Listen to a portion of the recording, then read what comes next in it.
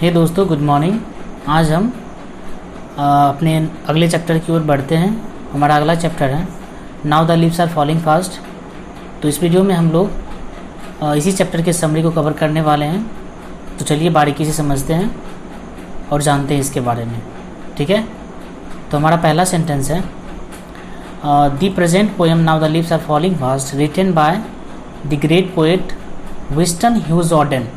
ठीक है, तो अभी आपके सामने जो प्रस्तुत कविता है जिसका नाम है now the leaves are falling fast, वो कविता लिखी गई है एक बहुत ही महान पोएट के द्वारा जिनका नाम क्या है, विंस्टन ह्यूज ऑडेन। यानी कि हम लोग इनको पता है शॉर्ट में W.H. ऑडेन भी बोलते हैं, लेकिन इनका फुल नेम क्या है, विंस्टन ह्यूज ऑडेन। ठीक है, ही वॉज बॉर्न इन 1907। इनका जन्म जो हुआ था 1907 में हुआ था। He was a very versatile and intellectually vigorous poet. वो बहुत ही बहुमुखी टाइप के और बहुत ही विद्वान और ऊर्जावान कवि थे। राइट, चलिए आगे बढ़ते हैं। हमारा अगला सेंटेंस है in this poem the poet talked about the nature.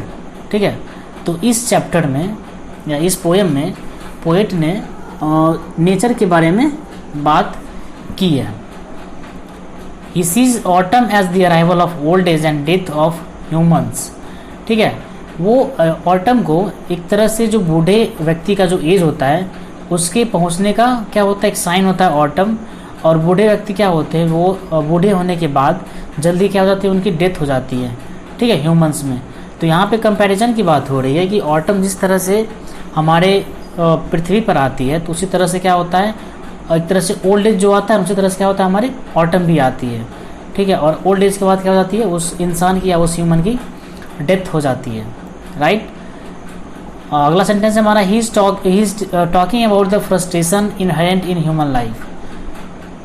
अब यहाँ पे वो बात कर रहे हैं फ्रस्ट्रेशन की। ठीक है, चिंताएं की या दुख की, जो एगोनी होती है उसके बारे में बात की जा रही है, जो इनहेरेंट है किसमें, ह्यूमन लाइफ में। यानी कि मानव जीवन में जो फ्रस्ट्रेशन निहित है उसके बारे में बात कर रहे हैं। Which a human being carries while living and eventually dies. ठीक है, जो फ्रस्ट्रेशन को वो जन्म से लेके जब तक वो जीता है तब तक, और जब तक वो मर नहीं जाता तब तक क्या होता है, उस फ्रस्ट्रेशन को कैरी करते रहता है, ढोते रहता है। ठीक है, चलिए आगे हमारा सेंटेंस है further the poet says that we humans are like travellers. आगे कवि कहते हैं कि हम मानव इंसान जो हैं एक तरह से क्या है, ट्रैवलर्स हैं। ठीक है, जो यात्रीगण होते हैं उसी की तरह, यात्री की तरह ही हमें, who are getting old tired heading towards the cemetery. ठीक है, सिमेट्री का मतलब शमशान होता है, कि जो कि क्या होता है कि समय के साथ क्या होता है, वो बूढ़ा पड़ जाता है, थक जाता है, और हेडिंग टुवर्ड्स द सिमेट्री का मतलब हुआ कि शमशान की तरफ वो अंत में जाके वो वहाँ जाके बैठ जाता है या वहाँ पे जाके स्टॉप हो जाता है। ठीक है, तो हम लोग ट्रैवलर्स की तरह ही है। ट्रैवलर्स भी क्या होते हैं, एक तरह से एक जगह से निकलते हैं और अपने उनका जो एम्बिशन, उनका जो लक्ष्य होता है वहाँ पे जाके पहुँच के वो छोड़ देते हैं।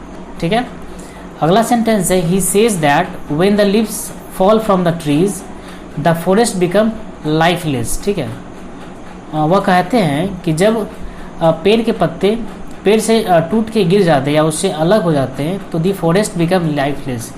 तो पत्तियाँ, जंगल जो होता है या वन जो होता है, ये जो पेड़ होता है वो कैसा हो जाता है, लाइफलेस हो जाता है। मतलब कि उनके अंदर जीवन की क्षमताएं थोड़ा से कम होने लगती है। ठीक है, और क्या होता है, दी कक्कू बिकम्स डम। और जो कक्कू होती है, कक्कू का मतलब क्या होता है, कोयल। कोयल जो होती है वो डम हो जाती है, गूंगी हो जाती है। राइट, चलिए अगला सेंटेंस हमारा in the same way a man is burden with his unfulfilled desires become physically weak and inactive. ठीक है, तो उसी तरीके से उसी तरीके में एक आदमी जो होता है, उनका बर्डन का मतलब होता है बोझ। उनका बोझ जो होता है, बोझ किस तरह का रहता है, तो अनफुलफिल्ड डिजायर्स। ठीक है, वैसी इच्छाओं को वो पाल लेते हैं जिनको पता है वो कभी पूरी नहीं कर पाते हैं। ठीक है, जब इच्छाएं को पूरी नहीं कर पाते हैं तो वो फिजिकली क्या हो जाते हैं, वीक हो जाते हैं और इनएक्टिव हो जाते हैं। फिजिकली वीक का मतलब होता है उनके अंदर एक शारीरिक कमजोरी आ जाती है, और इनएक्टिव हो जाते हैं मतलब कि फुर्तीले नहीं होते हैं। And finally gets separated from the crowd of people. ठीक है, और अंत में क्या होता है, वो इंसान जो होता है और पूरे लोगों की जो भीड़ होती है उससे वो पूरे अलग हो जाते हैं। जब फिजिकली वीक हो जाएगा कोई भी इंसान, या मेंटली प्रेशर से या मेंटली एगोनी से क्या अगर कोई दुखी हो जाता है तो क्या होता है, वो लोगों की भीड़ से अकेले हो जाता है। ठीक है, तो वही बात यहाँ पे बात की जा रही है कि अंत में वे लोग क्या होते हैं, लोगों की भीड़ से अलग हो जाते हैं, उनका अपना रास्ता हो जाता है। ठीक है, but the poet shows an optimistic view that when we come to the end in of our life. लेकिन पोएट ने यहाँ पे एक आशा, ऑप्टिमिस्टिक का मतलब होता है आशावादी, ठीक है, बिना किसी भी विघ्न का। ठीक है, तो यहाँ पे पोएट जो है वो अपना ऑप्टिमिस्टिक यानी कि आशावादी विचार रखते हैं कि जब हम इंसान अपने लाइफ के एंड पे आते हैं, ठीक है, तब क्या होता है, we hear the sweet sound of springs. तब क्या होता है, जब हम जैसे ही अपने लाइफ के अंतिम छोर पे आते हैं तो हम लोग क्या सुनते हैं, एक स्वीट साउंड सुनते हैं, किसका, स्प्रिंग का। ठीक है, जब कोई इंसान मरने वाला होता है तो उनकी जब आंखें बंद होती है तब उनको मतलब ऐसा कुछ सुनाई देता है। यहाँ पे पोएट का ये कहना है। थस इस प्रकार वी सी दैट, हम लोग देखते हैं कि this poem is an mixture of pessimism and optimism. इस प्रकार से हम देख सकते हैं कि पोएट जो कविता लिखी है वो क्या है, एक तरह से पेसिमिज्म भी है और ऑप्टिमिज्म भी है। ठीक है, मतलब आशावादी से भी घिरी हुई भी है और क्या, निराशावादी से भी घिरी हुई है। ठीक है, तो ये था आपका एक ओवरऑल समरी था now the leaves are falling fast का।